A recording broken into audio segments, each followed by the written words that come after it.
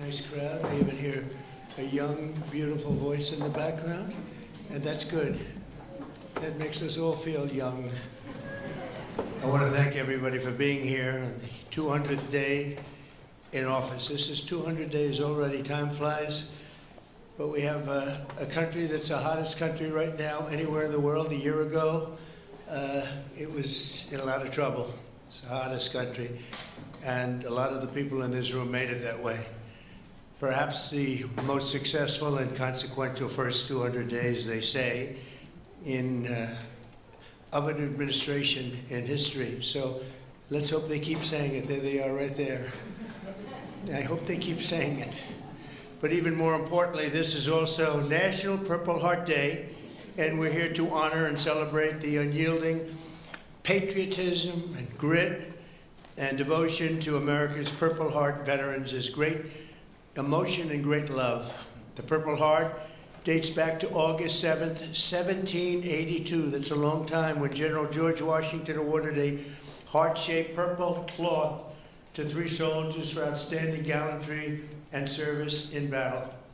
This afternoon, we're joined by dozens of Purple Heart recipients and their families, and just as General Washington did 243 years ago, today we give our everlasting thanks to you and your unbelievable families. We want to thank you very much for being here. It's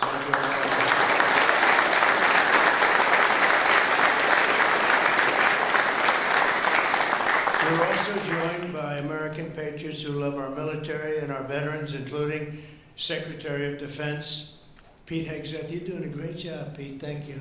We're working hard together. Secretary of Veterans Affairs with 92% approval rating, I hear. It's a record. Doug Collins, thank you very much, Doug. The Director of National Intelligence, Tulsi Gabbard. She's got a lot of interesting things happening in the last Keep it coming, Tulsi, keep it coming.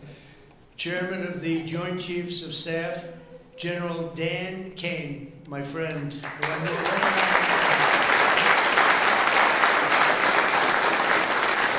got rid of ISIS in record time.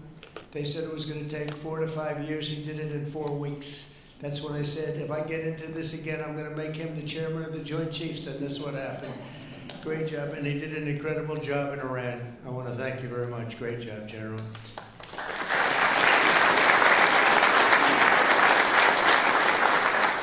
Deputy Secretary of Energy and Purple Heart recipient, James Danley. James, thank you very much, James.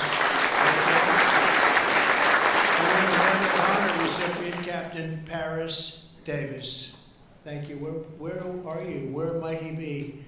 Oh, look at you. You're better looking than I am, I'll tell you that. Thank you very much.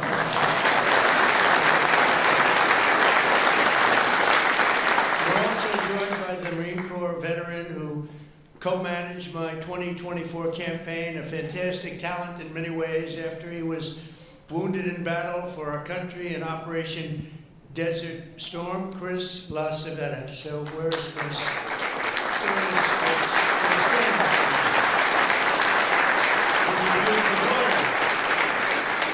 Thank you very much for being with your father. It's very nice. Every Purple Heart tells a story of courage, sacrifice, and purpose. It speaks of a price paid for the soldier beside you, the country behind you, and the generations of Americans yet to come. And we have some great generations to follow. It's going to happen. Those who wear this medal ran into bullets, faced ferocious bombs, and shed their blood on the field of battle. We will never forget what they did. We will always use them as an example of bravery and courage and strength. And we will also always think, when we look at them, of our great American flag. We want our great American flag to be strong, and it's stronger than ever. Since day one, my administration has used every power we have to fight for those who have fought for America. In 6 months, we have reduced the backlog of veterans' waitings, and that waiting list was very long, Doug, wasn't it? Huh? for the benefits, and it's 37%. So it's just, is that all you did, Doug? 37? I don't know. Huh? That's incredible, actually. You're getting tremendous marks, and we appreciate it very much. We processed more than 2 million disability benefit claims this fiscal year, on track for the most ever. In fact, not even close. We're slashing wait times at the VA medical centers, and we're bringing back VA choice and VA accountability. As you know, we had it, and then the previous administration, let's go with the Biden administration, they decided to get rid of it. And you know, choice is where if you wait in line for an extended period, or you're not going to see a doctor for a while, you have the right to go out and get a doctor, and we'll pay for it, and you get yourself all fixed up real fast. You don't have to wait 6 weeks, 8 weeks, months like they were doing. And VA accountability, I'm very proud of those. We got them passed. Actually, Doug, you were a member of Congress when we did. You helped us a lot. But we got them passed in the legislature, so they're with us forever. And yet Biden found a way to not use them. But VA accountability, that's when we have bad people in the Veterans Association that were taking advantage of people, hurting people, and they weren't in prime time. In prime time, they wouldn't have touched them, but they weren't quite in prime time, and they were doing bad things. They were sadists, they were thieves, and some bad people. We had 9,000 of them. We fired every one of them, and it was a great thing. And then he put some of those people back. I don't know why they did that, but they did it. But we got them out again, I think, Doug, right? So it's good. So we had VA choice, VA accountability, something we're very proud of. I'm also working to keep my promise to end veterans' homelessness in America. In May, I signed an executive order to open the National Center for Warrior Independence in Los Angeles, California, which will house up to 6,000 homeless vets. It's going to be beautiful.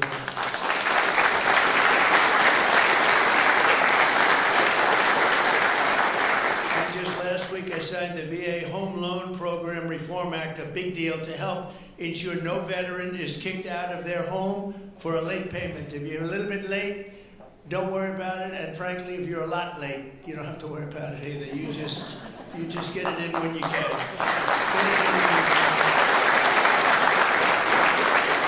America's veterans have done their duty for us, and under the Trump administration, we are doing our duty for you, okay? That's the way it's supposed to be. One of our brave soldiers with us today is Army Veteran Specialist Kevin Jensen. In 2008, Specialist Jensen was a gunner in a Humvee racing to support a platoon ambushed by the Taliban in Afghanistan. His vehicle was hit by a roadside bomb, flew 10 feet. He flew 10 feet up into the air and exploded in flames. The whole place was in flames, including, unfortunately, Kevin. But he suffered deep third-degree burns, and all over his body he was in trouble, big trouble. Despite the agony, he selflessly ran to the aid of his platoon leader, who was engulfed, or just absolutely, everyone thought he was gone. He was engulfed in fire. "Sir, I've got you. I've got you, sir," Kevin shouted and pulled his friend to safety. Specialist Jensen earned the Purple Heart, and he's here today with the platoon leader whose life he saved, and our newly sworn-in VA Undersecretary for Medical Affairs, Captain Sam Brown. Kevin and Sam, please stand, and I know Sam very well. Sam.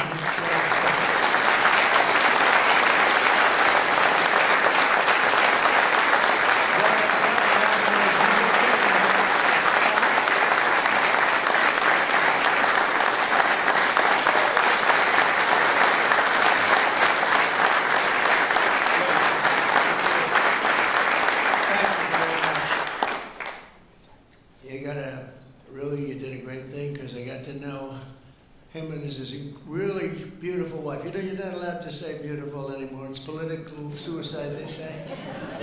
But I'll say it anyway. And the most beautiful family you've ever seen. And I just want to thank you for having done, and you for your great bravery. It's really great. Thank you both for being here. Appreciate it. Thank you. Also with us is 24-year Army veteran Brian Willett. In 2010, Staff Sergeant Willett was conducting a resupply mission in Afghanistan when his vehicle was struck by a roadside bomb. You know who did the roadside bomb, right? Salamani.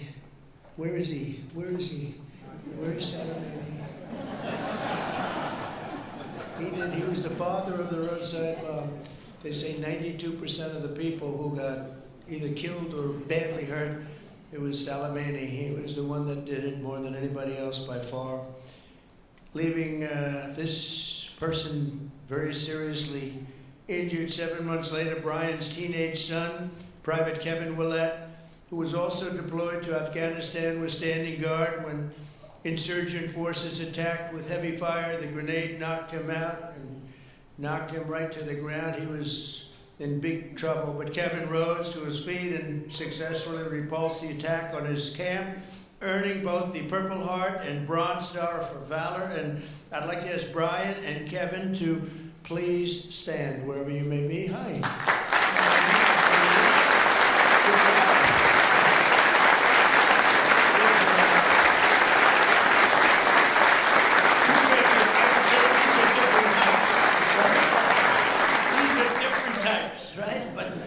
Same blood, that's all we care for. He's West Virginia. That's very good. You both look great. Thank you both very much. Appreciate it. We're also joined by Marine Corps veteran Staff Sergeant Thomas Mateo, wounded 6 times during 2 tours in Vietnam. At the end of his first tour, shrapnel sliced open his abdomen and he was left bleeding and they thought he was gone. He was on the jungle floor for a long period of time, but he recovered and chose to go back and fight. Thomas later continued to protect our citizens as police chief of Hialeah Gardens and Inverness. That's 2 good places. We love those places. We love Florida. Every time I ran there, I won, so I gotta love it, right? Set records. We have the all-time record, Thomas. And he was one of the very rare 6-time recipients of the Purple Heart. Boy, you got hit. Where's Thomas? 6 times, you gotta be kidding. That's pretty tough stuff. And look at you, you look fantastic. So did it have any negative impact on you, would you say, now that you're recovered, fully recovered, would you say? Do you get any extra aches and pains or anything? 2 prosthetic knees, sir. That's it, that's called an ache and a pain. That's right, I know, I have the whole list. It's amazing, and you look great. Thank you very much.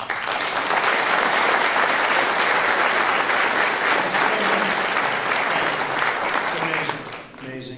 Last year, after an assassin tried to take my life in Butler, Pennsylvania, Thomas generously mailed me one of his Purple Hearts. Many of the other veterans showed me the same unbelievable gesture of kindness, including 3-time Purple Heart recipient John Ford and Gerald Enter Jr., who also came along with us and did us a great, great favor. Gerald, John, and Thomas, I want to thank you very much. What a great honor to get those Purple Hearts. I guess in a certain way it wasn't that easy for me either when you think of it, but you went through a lot more than I did, and I appreciate it all very much. Thank you. Thank you. Where are you? Stand up, please. Please. Thank you very much. Thank you very much.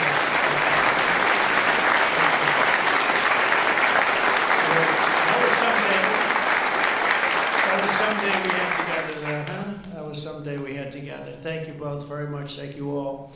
From the very beginning, our nation's fate has depended on heroes like those in the room who placed their bodies between the enemy fire and really that fire and the American freedom that we all love so much. Because of their sacrifice today, our flag is still waving proudly and our freedom is still safe and secure and our future is looking brighter and greater than ever. Our country is doing really well. We're very proud of our country. We had that mission. I watched those B-2 bombers with those pilots. We had them in the Oval Office celebrating their incredible bravery and talent, pure talent. Every single bomb hit its mark perfectly.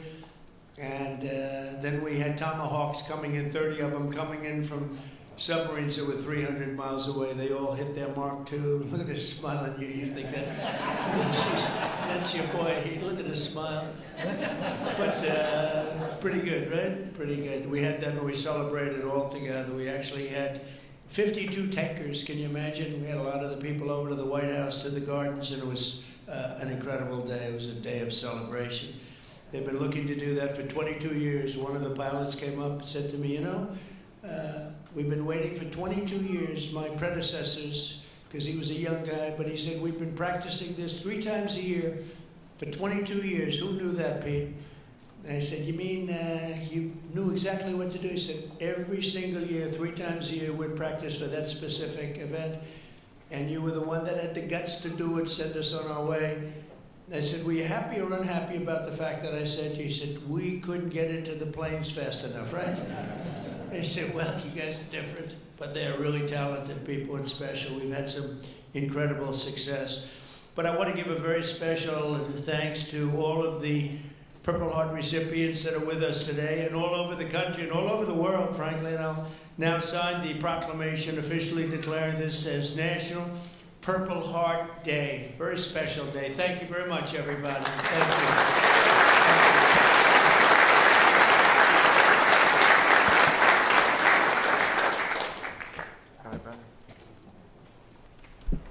I know who I'm giving this pen to. That guy right there. 6 times.